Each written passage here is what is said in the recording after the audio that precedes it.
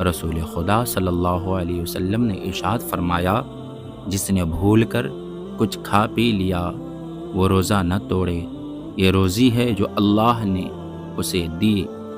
ترمذی حدیث نمبر 721۔ یہ حدیث مبارکہ اللہ تبارک و تعالیٰ کی رحمت اور محبت کا ایک خوبصورت مظہر ہے۔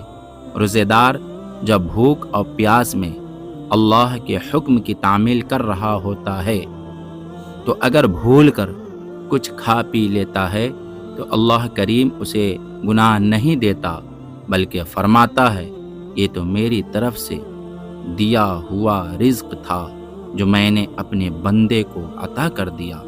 سوچو کیسا مہربان رب ہے جو اپنے بندوں کی بھول پر نہ صرف معاف کر دیتا ہے بلکہ اسے اپنی نعمت سمجھ کر روزہ برقرار رکھنے کا حکم دیتا ہے۔ یہ اللہ کی محبت اور اس کی شفقت کا ایسا پیغام ہے جو دل کو جھنجھوڑ دیتا ہے کہ وہ اپنے بندوں کو خطا پر بھی نوازتا ہے، انہیں شرمندگی میں نہیں ڈالتا۔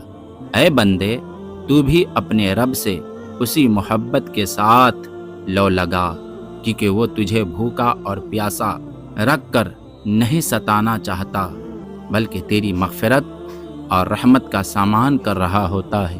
ہمارا channel new Islamic network subscribe کریں اور ثواب کی نیت سے شیئر بھی کریں۔ شکریہ۔